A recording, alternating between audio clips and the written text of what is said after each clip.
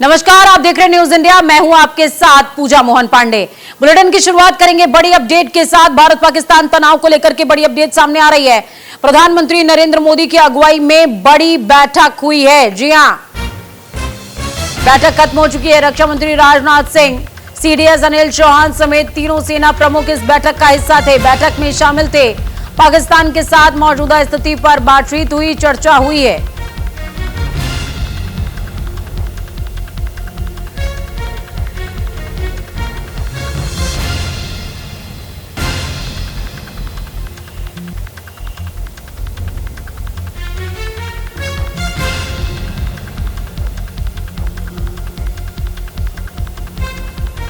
तो भारत पाकिस्तान तनाव को लेकर के बड़ी अपडेट सामने आ रही है। पीएम मोदी की अगुवाई में बैठक हुई है।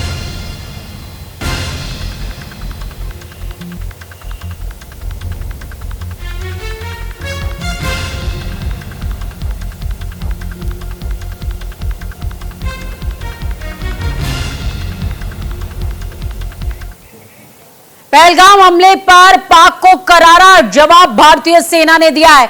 भारतीय सेना की कार्रवाई में कई बड़े आतंकी ढेर हो गए। बड़ी अपडेट आपको बता रहे हैं। लश्कर-ए तैयबा और जैश-ए-मोहम्मद के बड़े आतंकी ढेर। कंधार विमान हाईजैक मामले का मास्टरमाइंड भी ढेर हुआ है। अब्दुल राउफ अजहर को सेना ने ढेर कर दिया है। सेना ने 100 से ज्यादा आतंकियों का सफाया कर दिया है। भारत ने पहलगाम हमले पर पाकिस्तान को करारा जवाब दिया। भारतीय सेना ने जवाबी कार्रवाई में पाकिस्तान के 100 से ज्यादा आतंकियों को मार गिराया है। सेना की इस बड़ी जवाबी कार्रवाई में लश्कर-ए-तैयबा और जैश-ए-मोहम्मद के बड़े आतंकियों को ढेर किया गया है। कंधार विमान हाईजैक मामले का मास्टरमाइंड अब्दुल राउफ अजहर को सेना ने ढेर किया है।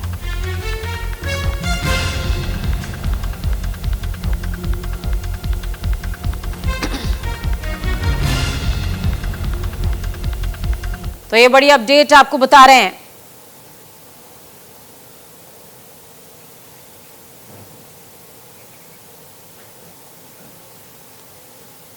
तो पहलगाम हमले पर भारत ने करारा जवाब दिया है। भारतीय सेना ने करारा जवाब दिया है। सेना ने 100 से ज्यादा आतंकियों को नस्ते-नाबूद कर दिया, ढेर कर दिया। अबू जुंदाल, हाफिज मोहम्मद जमील, मोहम्मद यूसुफ, अजहर, इन तमाम लोगों को ढेर किया गया है। मोहम्मद सलीम, जिसको घोसी साहब के नाम से जाना जाता था, मोहम्मद हसन खान को भी ढेर किया गया है। कंधार विमान हाईजैक मामले का मास्टरमाइंड भी ढेर हुआ है। अब्दुल राउफ अजहर को सेना ने ढेर कर दिया है। बड़ी अपडेट आपको बता रहे हैं। इस बीच आपको बता दें कि सेना ने 7 मई को पाकिस्तान और पीओके में दाखिल होकर आतंकियों के 9 ठिकानों को मिसाइल के जरिए, ये आपको बता दें कि मिसाइल जो थी वो जिसे टारगेट किया था, उसके बाद लगातार तनाव की स्थितियां दोनों ही बॉर्डर्स पर देखने को मिल रही है।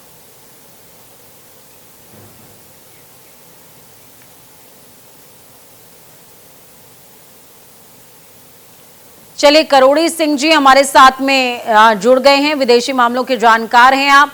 सर, बहुत स्वागत है आपका। थैंक यू जी।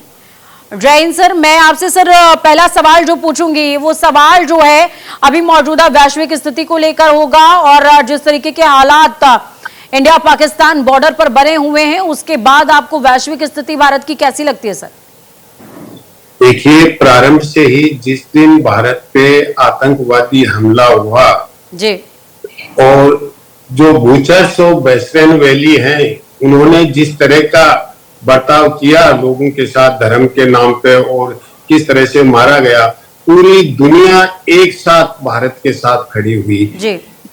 चीन से लेके अमेरिका तक और पड़ोसी देश नेपाल, श्रीलंका, बांग्लादेश, सबने ये कहा कि हम आतंकवादी घटना की निंदा करते हैं और आतंकवाद सर, किसी लेकिन भी अमेरिका को लेकर के ये जब ये स्टेटमेंट हम दे रहे हैं कि वो हमारे समर्थन में या अगेंस्ट में खड़ा हुआ है, तो ये स्टेटमेंट थोड़ा अर्ली नहीं हो जाएगा? क्योंकि आईएमएफ से हम सभी जानते हैं कि अमेरिका की पावर की वजह से ही पाकिस्तान को ये जो फंड इशू हुआ है वो हुआ है। हाँ, मैं उसी पे आ रहा हूँ। पहले तो उस समय तत्काल जब घटना हुई उस समय सब देशों ने ये कहा कि हम आतंकवाद की कहीं भी कोई घटना हो उसकी निंदा करते हैं और आतंकवाद का किसी भी फॉर्म में हो, किसी भी रूप में हो, निंदा करते हैं और भारत की आतंकवाद के विरुद्ध लड़ाई का समर्थन करते हैं। ये सब ने कहा। इवन पाकिस्तान ने ये कहा कि हम आतंकवाद पे हर फोरम में है उसकी निंदा करते हैं। आतंकवाद के विरुद्ध पाकिस्तान ने स्टेटमेंट दिया, यहां तक हुआ। लेकिन आतंकवाद को प्रमोट कौन कर रहा है? जब भारत ने ये कहा कि दुनिया को कि अब पाक से आके आतंकियों ने ये किया है, कुछ यहाँ के ओवरग्राउंड वर्कर थे लेकिन पाकिस्तान से आए हुए आतंकियों ने ये किया, तो उसमें दुनिया के देश पीछे हट गए। तो अल्टीमेटली भारत के सामने कोई विकल्प नहीं था, क्योंकि भारत और पाकिस्तान के बीच में लंबे समय से कोई बातचीत नहीं है, संवाद नहीं है। और भारत एक ही बात पाकिस्तान से हमेशा कहता रहा है कि टेररिज्म और talk can not be together. आप आतंकवाद को छोड़ दो, बातचीत होगी। तो भारत का स्वाभाविक रूप से जो पाकिस्तान ये कह रहा है कि हमारे यहाँ कोई टेररिज्म नहीं है, कोई टेररिस्ट नहीं है, और जिन संगठनों का नाम ले रहे हैं वो ये अंतरराष्ट्रीय समुदाय ने उन पे बैन लगा रहे हैं। तो पाकिस्तान ने कहा कि हमारे पास ये है ही नहीं। तो वो दूसरे नाम से जो भारत पे अटैक हुआ आतंकवादी, वो द रेजिस्टेंस फोर्स के नाम से हुआ और वो लश्कर-ए-तोयबा का एक अंग है। तो उस तरीके से किया। तो भारत के पास पूरा इंटेलिजेंस इनपुट था। भारत के पास हमारी एनआईए वगैरह इंटेलिजेंस एजेंसीज ने इन्वेस्टिगेशन कर लिया कि पाकिस्तान का इन्वॉल्वमेंट है, और उसके बाद जो 9 ठिकानों पे भारत ने ऑपरेशन सिंदूर किया तो उसमें बहुत ही संवेदनशीलता के साथ किया। संवेदनशीलता किस तरह की थी कि भारत ने इतना प्रिकॉशन लिया कि कोई सिविलियन न मरे। पाकिस्तान के मिलिट्री एस्टेब्लिशमेंट को भी टारगेट नहीं बनाया, कोई इकोनॉमिक एस्टेब्लिशमेंट या जो बिजनेस एस्टेब्लिशमेंट है उनको भी टारगेट नहीं बनाया। एक्सक्लूसिवली बिल्कुल पिन पॉइंट सटीक तरीके से भारत ने आतंकवादी जो केंद्र थे उनको टारगेट किया। और उसके उसी दिन दोपहर में पाकिस्तान की तरफ से स्टेटमेंट आया कि अगर भारत कोई आगे कार्यवाही नहीं करेगा तो हम कुछ नहीं करेंगे। और उसी दिन रात को फिर पाकिस्तान ने कार्यवाही शुरू कर दी। तो भारत को जब पाकिस्तान ने शुरू कर दी तो रेस्पॉन्ड तो करना था भारत को, उसके अलावा कोई विकल्प नहीं था। और इसीलिए भारत ने कहीं ऐसा तो नहीं है जिसको शायद नेशन के सामने डिकोड नहीं किया जा रहा है, लेकिन पाकिस्तान ने शायद इंडिया के मंसूबों को क्रैक कर लिया था कि अगर अभी इंडिया को यहाँ पर ब्रेकडाउन नहीं किया गया, रोका नहीं गया, तो वो सभी आतंकियों का जो कि लिस्टेड आतंकवादी हैं उनका सफाया कर देगा। और हम सभी जानते हैं कि आईएसआई का संरक्षण प्राप्त है आतंकवादियों के सरगना को। देखिए, ये बहुत महत्वपूर्ण क्वेश्चन है। ये पाकिस्तान के जो आंतरिक हालात हैं ना उससे संबंधित है। अगर हम पाकिस्तान के हालात देखें कि पाकिस्तान में दहशतगर्दी और वर्दी का मतलब मिलिट्री, दोनों में गठबंधन है। और उस गठबंधन ने मजहब को निगल लिया है। और इसीलिए जो आतंकवादियों के अड्डे थे, या तो वहां उन्होंने मस्जिद बना ली या मस्जिद में अड्डा बना रखा था। तो मजहब, दहशतगर्दी और वर्दी तीनों मिल गए और मिलके पाकिस्तान के जो सियासत है और पाकिस्तान का आवाम है उसका गला घोंट रहे थे, उसको बंदी बना लिया। और लंबे समय से वहां का आवाम है वो छटपटा रहा था इनके चंगुल से निकलने के लिए। अगर पाकिस्तान के पिछले चुनाव का हम अध्ययन करें ना तो यह चीज बिल्कुल स्पष्ट है कि पाकिस्तान का आवाम इन तीनों के गठबंधन के अगेंस्ट में है। तो अब जो हालात बिगड़ रहे थे तो उन्होंने ये सोचा कि जो ये तीन का गठबंधन है, इन्होंने ये सोचा कि हम ही कौम है। तो आवाम को और सियासत को ये कहा कि हम ही कौम है, हम ही राष्ट्रवाद है। तो जो राजनीतिक नेतृत्व था उसने स्वीकार करने के लिए मना कर दिया। और इसीलिए मिलिट्री और गवर्नमेंट में वहां डिफरेंसेज आए।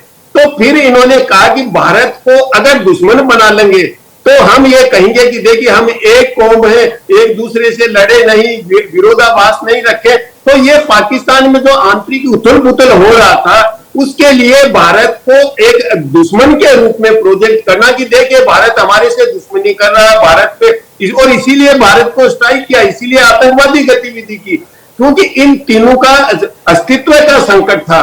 तो ये प्रूव करने की कोशिश की कि जो अलग अलग यहाँ डिवीजन हो रहे हैं पाकिस्तान में, जो खैबर पख्तूनख्वा और बलूचिस्तान में, तो सबको एक तरीके से बांधने के लिए कि राष्ट्रवाद के नाम पे कि हम सब मिलके कौम हैं, तो उसके लिए ये सब किया गया। उसका रिजल्ट उल्टा निकल रहा है, क्योंकि ये करने के बाद भी इन्होंने एंटीसिपेट तो किया, लेकिन अब देखिए खैबर पख्तूनख्वा और बलूचिस्तान में भी वहां के लोग और भड़क गए इससे ज्यादा। तो जो इन्होंने सोचा था मिलिट्री ने और दहशतगर्दों ने कि इस तरह का रिजल्ट होगा, वो रिजल्ट नहीं निकल रहा है। अब पाकिस्तान के हालात खराब है, तो पाकिस्तान ये चाहता है कि भारत के साथ फुल स्केल वार हो जाए, तो उसकी वजह से हम अपने एग्जिस्टेंस को जस्टिफाई कर लेंगे। लेकिन सर ये तो वही वाली बात हो गई कि घर में नहीं है दाने और अम्मा चली बुनाने, और भाई तुम्हारे पास गोली नहीं, मुंह में दांत नहीं, पेट में हाथ नहीं, लड़ोगे कैसे? आटे की छीना झपटी राष्ट्र के अंदर चल रही है, उसे आप रिजॉल्व कर नहीं पा रहे हैं। वर्ल्ड बैंक के कर्जे पर आप कर्जा लेकर के घी पिएंगे क्या? मतलब करना क्या चाह रहा है पाकिस्तान? देखिए पाकिस्तान का आर्थिक और राजनीतिक दोनों तरीके से हालात खराब है, और अब अभी अगर आईएमएफ नहीं देता जो अभी बेल आउट पैकेज दिया है, और आपने कहा कि देखिए अमेरिका ने भी समर्थन किया, भारत ने भी विरोध में वोट नहीं दिया, भारत एब्सेंट रहा है इसमें, भारत भी तो मेंबर है ना, और वोटिंग राइट अलग अलग है सबके, एक बराबर नहीं है सब वहां आईएमएफ में। तो ये लंबे समय से प्रक्रिया चल रही थी, आईएमएफ की टीम आके पाकिस्तान की स्थिति असेस करके चली गई थी, तो ये फाइनल स्टेज पे था कि अब अप्रूवल होना है। तो उस स्टेज पे ज्यादातर मेंबर ये चाहते हैं कि पूरी प्रक्रिया कंप्लीट कर ली, पाकिस्तान की आर्थिक हालात खराब है तो इसको ये पैकेज तो दे दिया जाए, इसलिए पाकिस्तान को वो बेनिफिट ऑफ डाउट मिलके ये पैकेज मिल गया है। अगर शुरू करता आईएमएफ तो कभी भी पाकिस्तान को ये पैकेज नहीं मिलता।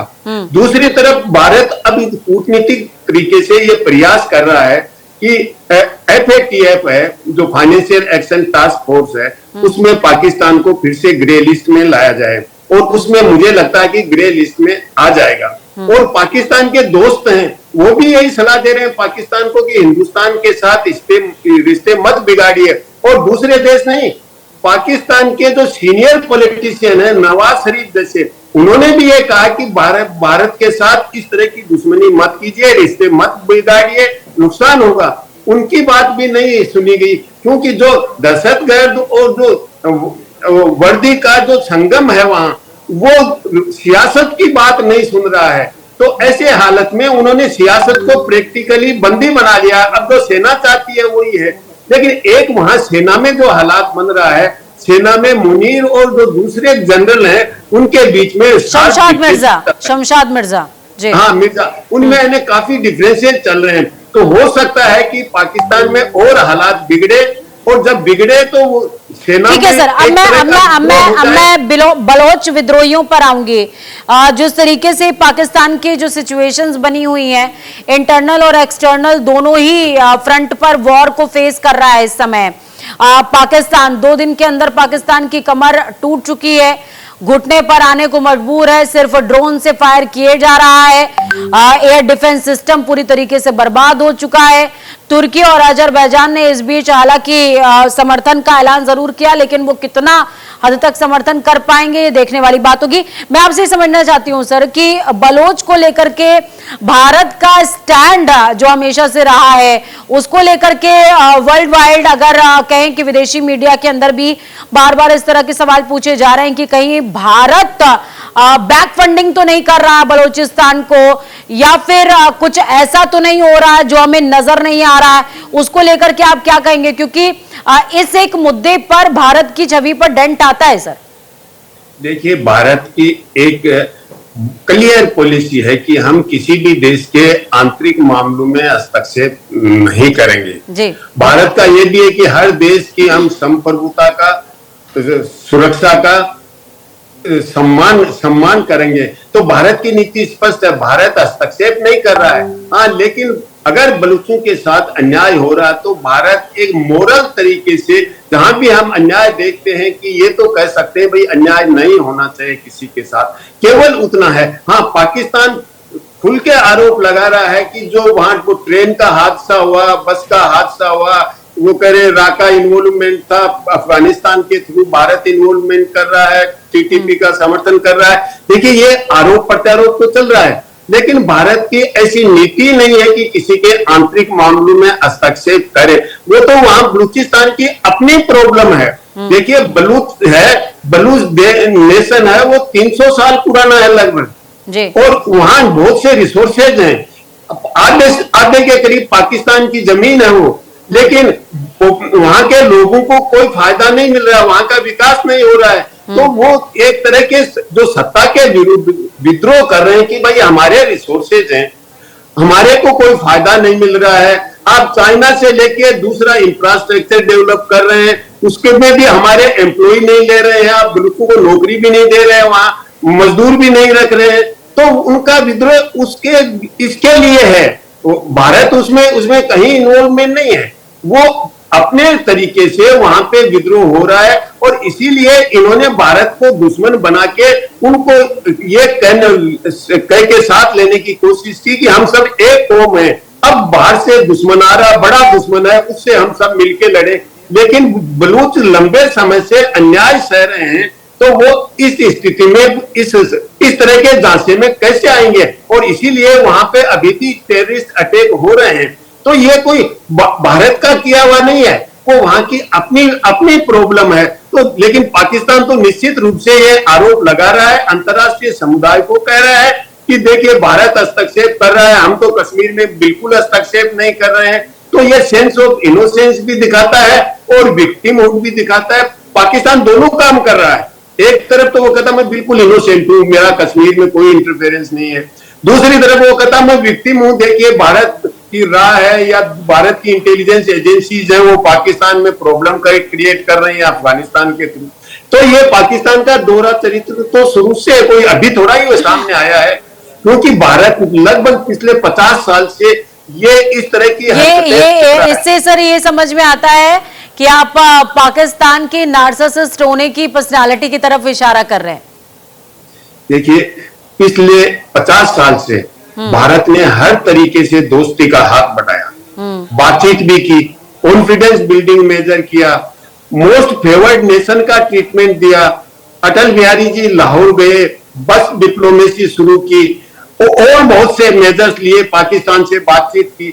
लेकिन और ये नहीं, पाकिस्तान को यहां तक कह दिया कि हम व्यापार बढ़ाने के लिए तैयार हैं, आपको विकास होगा, फायदा होगा, उसके लिए भी तैयार नहीं हुआ पाकिस्तान। तो भारत के सामने विकल्प क्या है? क्योंकि भारत ठीक है सर विकल्पों पर हम बात करेंगे, लेकिन उसके अलावा मैं ये समझना चाहूंगी आपसे। देखिए, मौजूदा समय में प्रधानमंत्री नरेंद्र मोदी ने ये लिस्ट कर दिया है, कंप्लीट वर्ल्ड के सामने ये ऐलान कर दिया है कि इंडिया अगेंस्ट टेररिज्म, और ये अभी नहीं, ये हमेशा से ये स्टैंड रहा है। लेकिन इस एक कह सकते हैं कि सीज फायर के उल्लंघन से ज्यादा, इस टेंशन से ज्यादा, या फिर संभावित वॉर सिचुएशन के बीच में क्या सिर्फ टेररिज्म, कंप्लीट टेररिज्म एंड यही एक इशू आपको समझ में आता है, या कुछ ऐसे भी मोटो हैं जो बिहाइंड द पिक्चर रिजॉल्व होने बाकी हैं? देखिए, जो फॉरमोस्ट है वो तो आतंकवाद है, और इसलिए भारत ने अभी तक देखिए दो चीजों क्योंकि सर मैं ये इसलिए कह रही हूं क्योंकि जब हम भारत के वर्क कल्चर की बात करते हैं, इंडिया का जो वर्क कल्चर है वो एक तीर से कई निशाने वाला है, कम संसाधन ज्यादा उत्पादन। तो कहीं ऐसा तो नहीं कि टेररिज्म सामने फ्रंट में है क्योंकि वो वर्ल्ड वाइड एजेंडा है, लेकिन कुछ ऐसे भी मसले हैं जिसे इंडिया रिजॉल्व कर रहा है। देखिए, अगर टेररिज्म है वो कोर मुद्दा है, अगर टेररिज्म का मामला निपट जाता है तो बाकी बातचीत शुरू होती है। बातचीत से, क्योंकि भारत का दृष्टिकोण स्पष्ट है कि डायलॉग और डिप्लोमेसी, संवाद और कूटनीति से हमें हर चीज का समाधान करना चाहिए। भारत आज भी उस पर स्टैंड कर रहा है। और देखिए, ये कॉन्फ्लिक्ट की स्थिति है, इसमें भी भारत बहुत ही संवेदनशीलता से काम ले रहा है। अभी भी भारत जो स्ट्राइक कर रहा है रिटालिएशन में या रेस्पॉन्ड कर रहा है, उसमें सिविलियंस को स्ट्राइक नहीं कर रहा है। और पाकिस्तान कल रात को आपने देखा सिविलियन एरिया में स्ट्राइक कर रहा है, even Delhi sir, even Delhi लेके कश्मीर, भुज से लेके कश्मीर तक। तो भारत बहुत ही संवेदनशीलता के साथ है। दूसरा, कूटनीतिक शालीनता भी दिखा रहा है। भारत ने पूरी दुनिया को जब ऑपरेशन सिंदूर हुआ तो इन्फॉर्म किया। यूएन सिक्योरिटी काउंसिल के 14 मेंबर को, पाकिस्तान से बातचीत नहीं थी, पाकिस्तान को नहीं किया, लेकिन जो 14 मेंबर हैं 15 में से, उन सबको इन्फॉर्म किया है। तो आज भी भारत जो गतिविधियां कर रहा है वो सबको इन्फॉर्म कर रहा है। और केवल दुनिया को नहीं, भारत अपने आवाम को भी इन्फॉर्म कर रहा है। रेगुलर कॉन्फ्रेंस होती है और जो मीटिंग होती है उसके बाद क्या डिसीजन लिया, कंप्लीट ट्रांसपेरेंसी के साथ भारत अपनी स्थिति स्पष्ट कर रहा है अपने आवाम के सामने भी कि हम ये कर रहे हैं। आज भी सुबह 10 बजे ये बात हुई, तो हर रोज ब्रीफिंग हो रहा है कि हम ये कर रहे हैं, ये स्थिति है, पाकिस्तान ये कर रहा है। तो भारत अपनी शालीनता, कूटनीतिक शालीनता और युवार की जो संवेदनशीलता, और यही वजह है सर, शायद यही वजह है कि पाकिस्तान को आतंकिस्तान और भारत को महान कहा जाता है। बहुत शुक्रिया सर, आपने हमें टाइम दिया और बहुत ही इलैबोरेशन के साथ आपने तमाम विषयों के बारे में जो है साझा किया है। सिक्के के कई पहलू होते हैं, कुछ नजर आते हैं और कुछ छिप जाते हैं, लेकिन इन चर्चाओं के जरिए हम कोशिश लगातार यही करते हैं कि सिक्के के वो पहलू जो शायद दूसरी तरफ हैं वो भी सामने आ सके। वक्त यहाँ पर एक छोटे से ब्रेक का।